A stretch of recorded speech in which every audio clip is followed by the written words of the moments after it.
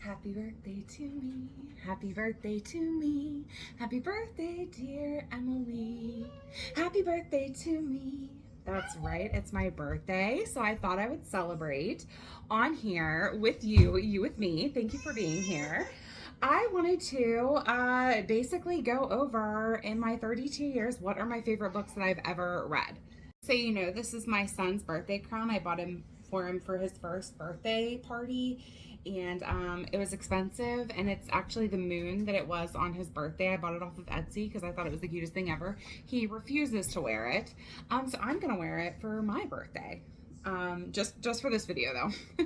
I am not about to be 32 and wearing a birthday crown out of this house. So yeah, you're welcome. Yeah, but I'm so excited. So the first half of the video, I will go over my nonfiction, my favorite nonfiction, and then I will go into my fiction. I will, of course, leave timestamps down below so that if you're not interested in nonfiction, you don't have to watch that part. So yeah, I'm gonna organize these. Okay, I'm just gonna get into it. You Can Heal Your Life by Miss Louise Hay. She is the godmother of self-help. If you're not interested in self-help, that's okay. I absolutely think that if I don't know how into it men would be. I could be wrong about that, but especially women, if you're going through a hard time, maybe you don't have a supportive female role model in your life, pick up this book. Do yourself a favor. This is the most stunning copy ever. Like, it's very colorful. And what Louise Hay is essentially talking about in this book is the power of affirmations, the power of speaking positive. On the back of this, it says, the thoughts we think and the words we speak create our experiences. Here's why I think that anybody can benefit from this, because there is so much violence, there is so much negativity, lots of pessimism, especially now. And if you ever just want to step away from that and get some loving, tender, gentle advice, I highly recommend picking up You Can Heal Your Life by Louise Hay. If you're just missing something in your life and you just need something, you're surrounded by a bunch of negativity, I highly recommend you step into this, and I fully believe that you would benefit from it. Switching it up completely, I'm going to tell you Gonzo, The Life of Hunter S. Thompson.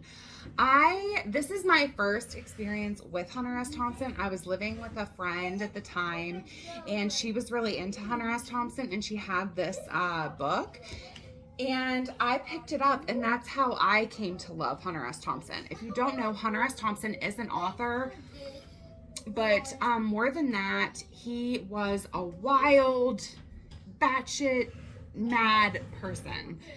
He was so fun. He, would shoot guns, drive fast, listen to loud music. He was a partier. He talks a lot about drugs.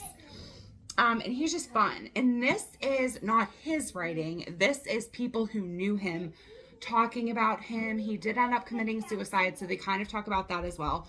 But if you want to read about just a really interesting person, and you're into that sort of like wild lifestyle, I highly recommend Gonzo, The Life of Hunter S. Thompson. It's one of my favorites. I think I've read this through twice now, and I'm definitely due for a reread. And I just highly recommend it. This is another one that I've read. I have to say that I've read this book 5 or 6 times in my life. That is You Are a Badass by Jen Sincero. So here's another thing. Here's why I'm going to recommend this to you. And especially if you're not into self-help, she makes fun of a lot of self-help. Self-help can be kind of like kumbaya. Let's pretend like we don't have problems, but that's not what it is at all. How to stop doubting your greatness and start living an awesome life. And she says somewhere, It's the self-help book for people who desperately want to improve their lives but don't want to get busted doing it. There's all kinds of she does this thing with like her advice, and she brings in these super awesome personal stories about like growing up, what her family was like, her being in a band called, I think, like Crotch or something. She's just really, really funny. So if you've never read any other self-help book, but I don't know, like you're just missing something in your life, I highly recommend starting with this. It's absolutely, without a doubt, one of my favorites. I will reread this book until I die. And every time I get something new from it, I have it both on Audible. It's narrated by her, so it's super fun. And also, I also have it. I have underlines in here.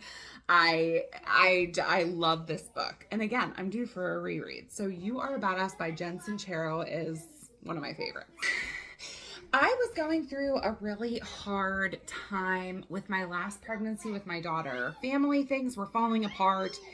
There was a lot of drama. I was hyper focused on what I could not control. And it was really, really eating at me. I was constantly bitching about things. I still do find myself being negative. But you know what? I knew that I needed to do something just to I didn't want to bring my daughter into the world, feeling this like clenched up, pent up anger, especially about something that I had no control over. So for the third time in my life, I picked up this, and it just did so much for me. The Power of Now by Eckhart Tolle. It is a wonderful audio, and it's also a really wonderful just physical book read. I love this because what he's talking about is so fundamental to really just finding peace in your world.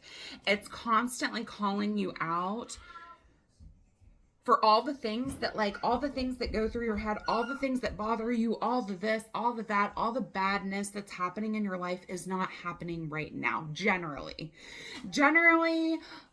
what makes our life negative are the thoughts that we're having about what might happen, what has happened. Generally, it's not in the now. So we're just wasting so much time focusing on things that have already happened or that may or may not happen. And he's just is constantly bringing you back. And it's done in a really lovely, wonderful way. Like he does it kind of like where other people are asking him questions and he's answering. So it's really just an amazing book. It's a little bit deeper, a little bit, takes a little bit more brain power maybe than like You Are a Badass or You Can Heal Your Life. So let me just read the back of this to you. So to make the journey into the power of now, we will need to leave our analytical mind and its false created self, the ego, behind. From the very first page of this book, we move rapidly into a significantly higher altitude where we breathe a lighter air. We become connected to the indestructible essence of our being, the eternal, ever-present, one life beyond the myriad forms of life that are subject to birth and death, which is such a tongue twister, but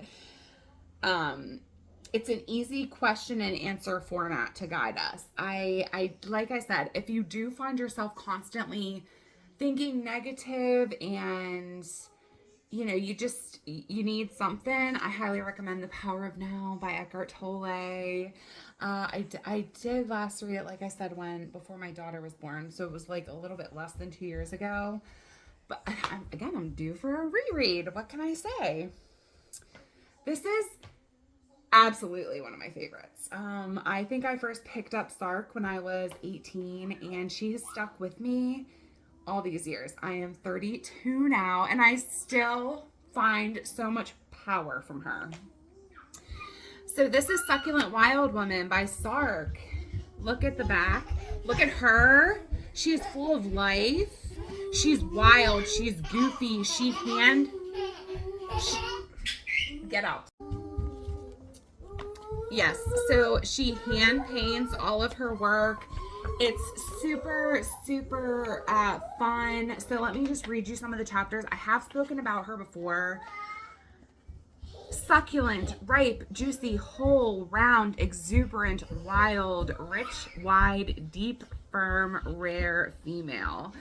Some of these different, so she suggests you close your eyes and point to one of like these like little prompts, and that's where you're supposed to start.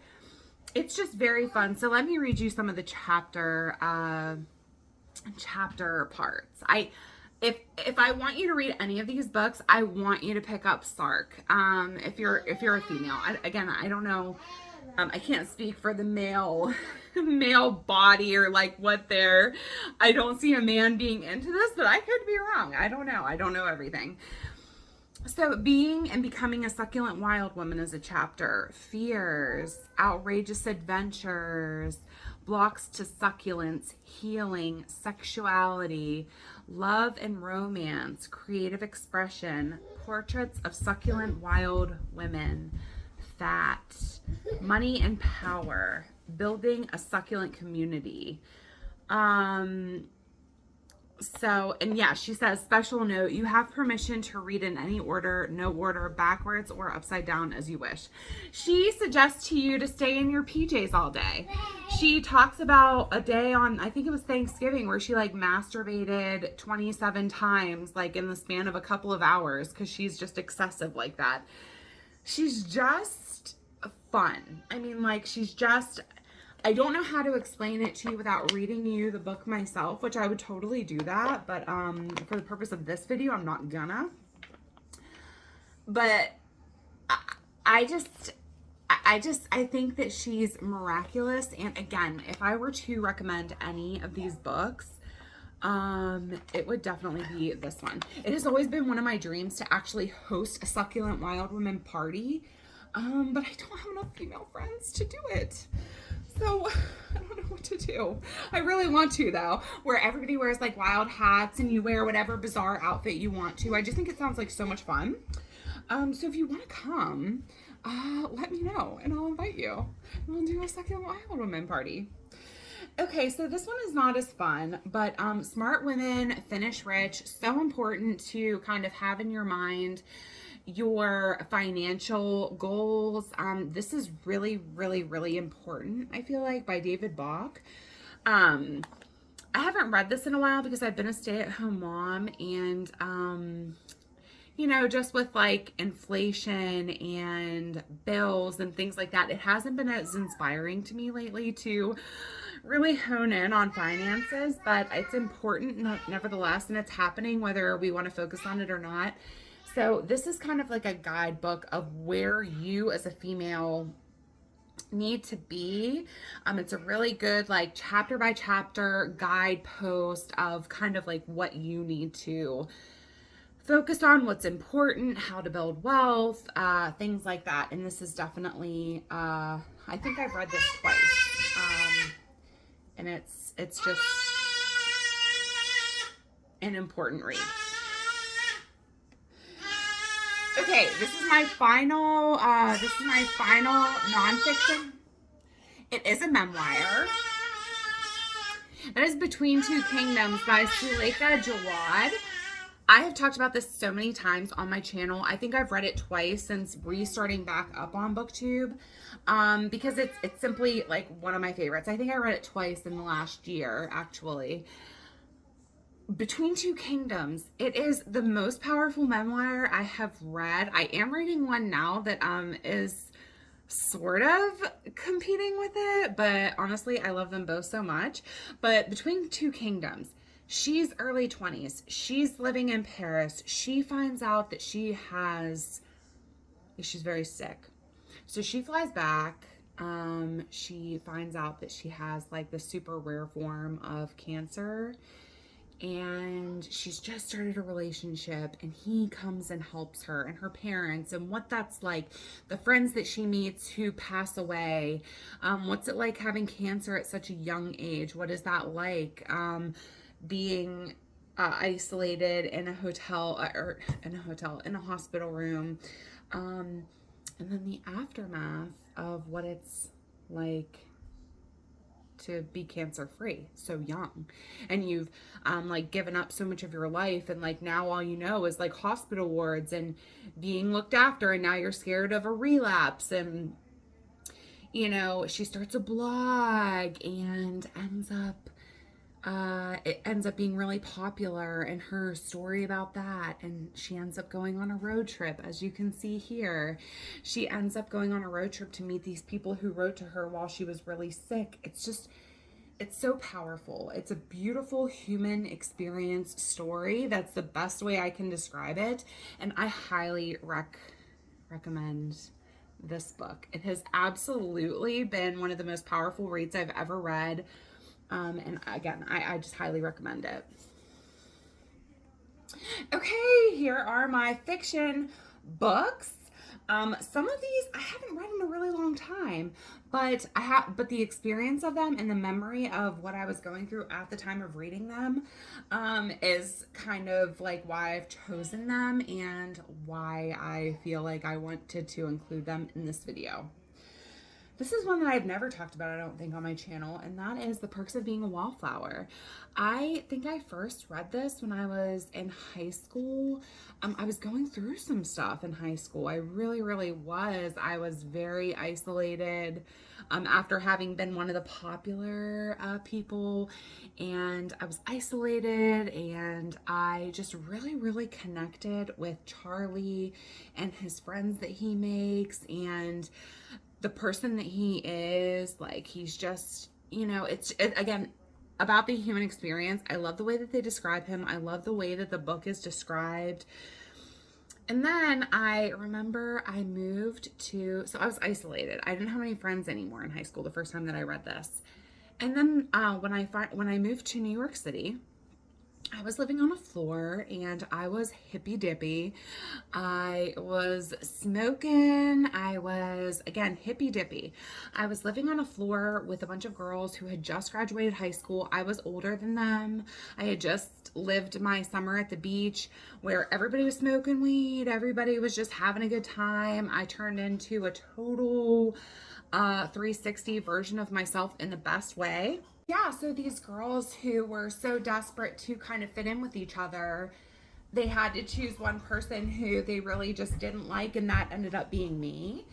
So I felt isolated again, and actually that was the year that this came out in theaters. So I can actually still remember walking to the movie theater by myself one night, leaving my floor of miserable and for the most part mean girls. At the time, we did end up getting along, and they ended up getting to know me, and it ended up being really great. But at the time, it was a miserable experience for me. And I walked to the movie theater by myself, and I was, you know, feeling sad about that, feeling sorry for myself. And then like walking back home from the theater, I just cried, and it was just a beautiful experience. It's just a deep experience for me that has happened to me my 32 years, and I just wanted to share it with you. I think it's a lovely coming of age story, and it is the story of what it's like to grow up in high school. More intimate than a diary, Charlie's letters are singular and unique, hilarious and devastating. We may not know where he lives. We may not know to whom he is writing. All we know is the world he shares. Caught between trying to live his life and trying to run from it puts him on a strange course through uncharted territory. The world of first dates, family dramas, and new friends. The world of sex, drugs, and the Rocky Horror Picture Show, where all you need is that perfect song on that perfect drive to feel infinite. So I totally forgot about that part. I really need to reread this. I think that would be a really fun experience to reread it now, being fully enveloped in who I am, and as a mom, you know, I think it would be really fun. So if anybody of you would be willing to do like a buddy read with me, I would love that. I think that it sounds wonderful. I'm so excited that I picked that up on my bookshelf. Here's another one from my youth. This book was very important to me, and I actually did reread it recently. I made a vlog on like rereading my favorite books when I was 16, from when I was 16, and that is Dreamland by Sarah Dessen. This is a teen fiction. So is The Perks of Being a Wallflower. And I just remember the first time I read this, I was actually in an abusive relationship. And I just remember reading Caitlin's experience with Rogerson and the way she's so scared all the time and so like drowned out. Like it's like she's underwater and like everybody's telling her to wake up. And honestly, the way that Dessen just writes about an abusive relationship and a controlling partner was just so spot on for me. It spoke to me. If you've ever been in an abusive relationship and kind of are looking for something like that, or maybe you have a child who is in an abusive relationship, I just feel like so many different people can connect with Caitlin's story.